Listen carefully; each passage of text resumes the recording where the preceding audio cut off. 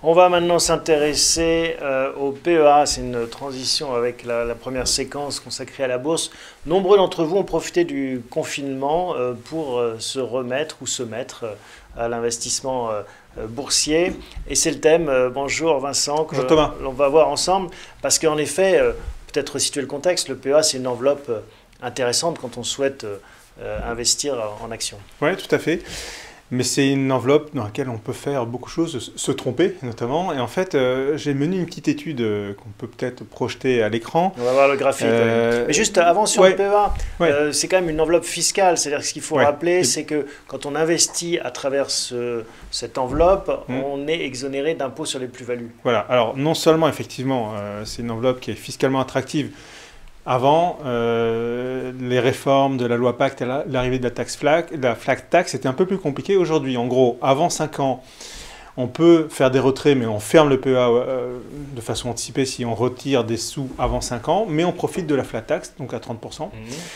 Ensuite, après 5 ans, maintenant, on peut continuer à investir, et là, on n'a plus que les prélèvements sociaux à payer. 17,2. Voilà, donc c'est plutôt une enveloppe fiscale qui est très attractive, qui n'est pas la même enveloppe que l'assurance vie où il y a des enjeux de transmission, des avantages, des bénéfices en termes de transmission, mais c'est plutôt une belle enveloppe pour investir sur les actions européennes. Quitte à investir dans les actions, autant profiter de cette enveloppe. Alors, vous nous avez fait un petit travail de recherche intéressant, donc c'est le graphique, on va le voir, que vous nous proposez. Alors, en fait, l'idée, c'était quoi? C'était de voir un petit peu ce qui s'est passé sur les principales actions du CAC 40 entre janvier 2020, donc juste avant l'arrivée de cette crise sanitaire, et janvier 2021. Et ce qu'on constate, c'est que... C'est pas joli, joli. C'est pas joli parce qu'en fait, la moitié des actions du CAC 40, ici, il y en a 18, j'affiche celles qui ont le plus perdu. Donc on voit par exemple Unibail-Rodamco, on sait qu'il y a eu beaucoup de rebondissements autour de cette action-là. En 2020, elle a perdu près de 50%, plus de 50% entre janvier 2020 et début d'année. Foncière dans les bureaux, donc avec le télétravail, forcément, elle a souffert. Plus des enjeux de gouvernance, Société Générale, moins 42%. En fait, moi, ce que j'ai fait par ailleurs, j'ai regardé quelles étaient les actions qui intéressent le plus les Français à travers la recherche Google. C'est un petit peu comme dans la crise sanitaire, on va aller voir ce qui se passe dans les eaux usées d'une grande ville pour voir s'il y a du virus. Ben là, à travers les recherches Google, on laisse des traces. Et en fait, je me suis rendu compte que ces actions qui ont le plus perdu sont probablement celles qu'on retrouve le plus dans les portefeuilles, notamment en PEA, des gens qui vont de façon autonome investir. 80%, c'est ce que vous dites, des recherches Google concernaient ces actions qui, sur le CAC, font partie des plus mauvais élèves. Et donc, la corrélation, c'est quoi? La corrélation, c'est qu'en fait, probablement que les gens qui ont fait ces opérations, qui sont rentrés sur le PEA ou sur les marchés actions en se disant il y a une aubaine, profitons-en, une fois de plus, malheureusement, ça ne va pas bien se terminer. Et alors qu'en fait, moi, mon point, c'est de dire que aller sur les marchés actions, c'est probablement la bonne solution sur le long terme pour préparer sa retraite. Malheureusement, quand les gens le font de façon autonome, qui font ce qu'on appelle du stock picking tout seul, souvent, ils font des erreurs. D'où la recommandation que vous faites, faites-vous accompagner. Voilà. Maintenant, l'accompagnement, il faut être bien accompagné, en fait, c'est ça mon sujet. Et en fait, c'est une autre difficulté, trouver la personne qui vous accompagne. Voilà. Et en fait, il y a un autre élément qu'on a constaté ces dernières années, c'est que les Français, souvent, faisaient confiance à leur banque pour acheter ce qu'on appelle un mandat de gestion, c'est-à-dire déléguer la gestion complètement à leur banquier.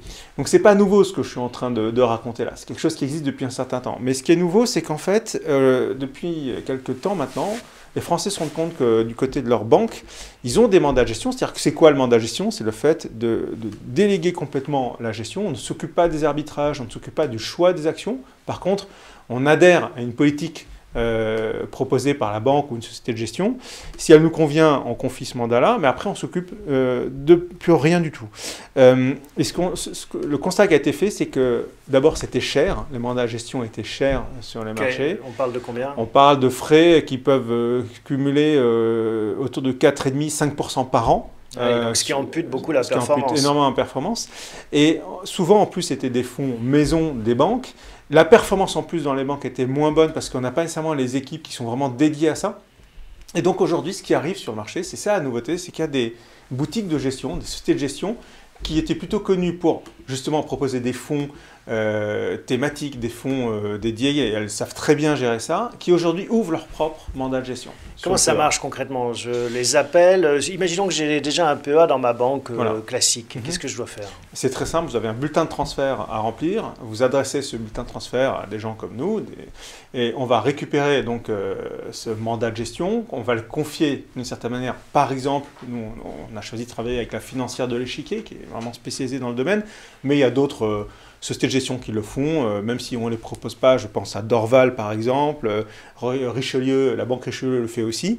Donc ça, c'est des vraies boutiques de gestion. Donc elles vont récupérer aujourd'hui, en plus avec la loi Pacte, il y a un certain nombre de nouveautés qui sont arrivées. Les frais de transfert sont capés à 150 €.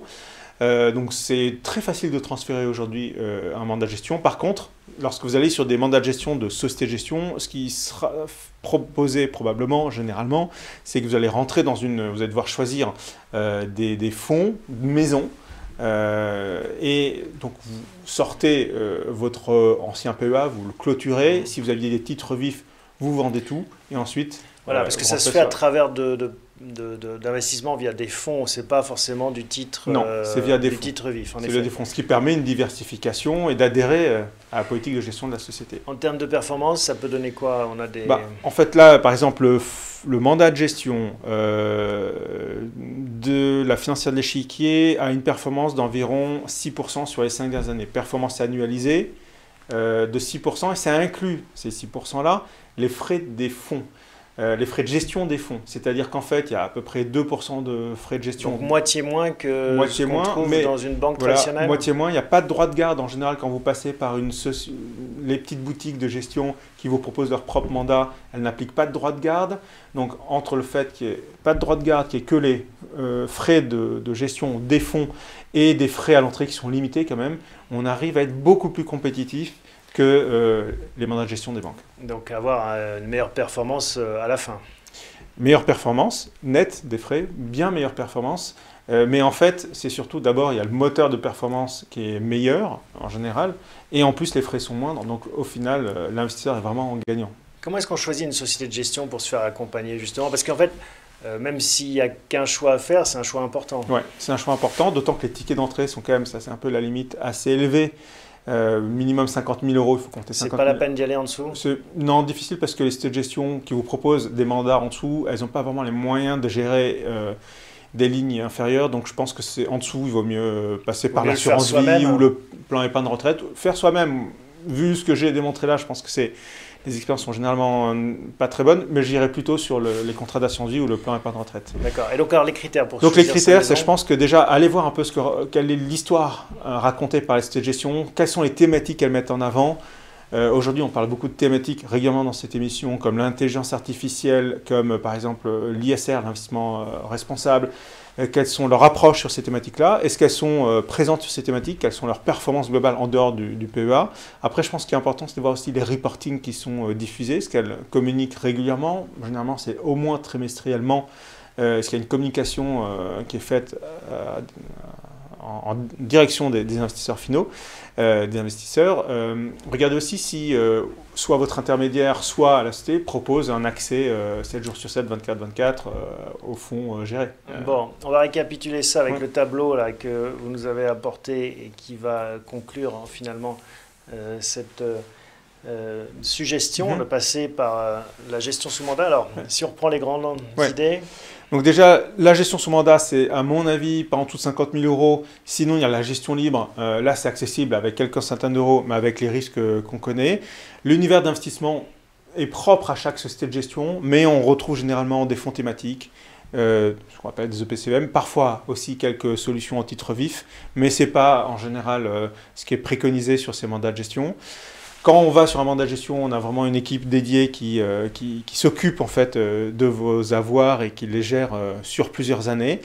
En termes de frais, on a indiqué ici, on est sur des frais compris entre 0 et 2% en frais d'entrée et à peu près au total 2 à 3% de frais selon les fonds, frais de gestion. Donc on est au maximum à 3, au grand maximum 3-4%. Mais une fois de plus, les performances que j'ai annoncées ici, par exemple sur la financière de l'Échiquier de 6,5 en performance annualisée sur 5 ans, c'est net des frais de gestion. Donc, les frais de gestion ont déjà été prélevés auparavant. Via les fonds. Voilà, exactement.